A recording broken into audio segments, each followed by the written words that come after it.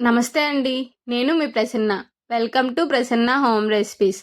ఈరోజు మినపప్పుతో పునుగులు ఎలా చేసుకోవాలో ఈ వీడియోలో చూపించబోతున్నాను. అర్ధపావు మినపప్పు తీసుకొని 2-3 సార్లు శుభ్రంగా కడుక్కోవాలి. ఇలా శుభ్రంగా కడుక్కున్నటువంటి మినపప్పులో నీళ్లు పోసుకొని పక్కన పెట్టుకోవాలి. 4 గంటల సేపు వరకు నానేసిన తరువాత మరొకసారి కడుక్కొని గ్రైండర్లో వేసుకొని మెత్తగా రుబ్బుకోవాలి. మరీ మెత్తగా రుబ్బుకోకూడదు, ఇడ్లీకి రుబ్బుకున్నట్టు. గారెలకి కొంచెం గట్టిగా రుబ్బుకుంటాం కదా, సేమ్ పునుగులకి కూడా అలానే రుబ్బుకోవాలి. రుబ్బును ఒక గిన్నెలోనికి తీసుకొని ఒక పెద్ద సైజు ఉల్లిపాయ కట్ చేసుకొని ముక్కలుగా వేసుకోవాలి.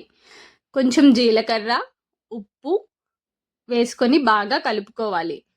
పచ్చిమిరపకాయలు కూడా వేసుకోవచ్చు, కాకపోతే నేను ఇది చిన్నపిల్లల కోసం చేస్తున్నానండి, అందుకనే పచ్చిమిరపకాయలు వేయలేదు. కరివేపాకు, కొత్తిమీర ఇలా వేసుకోవచ్చు, కాకపోతే పిల్లలు ఏం తినరు ఇవేమి, అందుకనే వేయలేదు. ఒక బాండి పెట్టుకొని నూనె పోసుకోవాలి.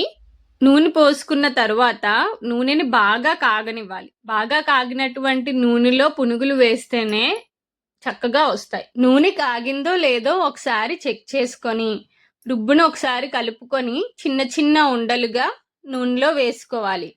వేసుకున్నటువంటి పునుగులను ఒకవైపు బాగా కాలిన తర్వాత మరొక వైపుకు తిప్పుకొని వేయించుకోవాలి. ఇలా వేయించుకున్నవి గోల్డెన్ బ్రౌన్ కలర్లోకి మారిన తరువాత పునుగుల్ని తీసేసుకోవచ్చు. అంతే అండి, పిల్లలకి ఎంతో ఇష్టమైన మినప్పప్పు పునుగులు ఇలా ఈజీగా చేసేయచ్చు. మీకు ఈ వీడియో నచ్చినట్లయితే ప్లీజ్ సబ్స్క్రైబ్ చేసుకోండి.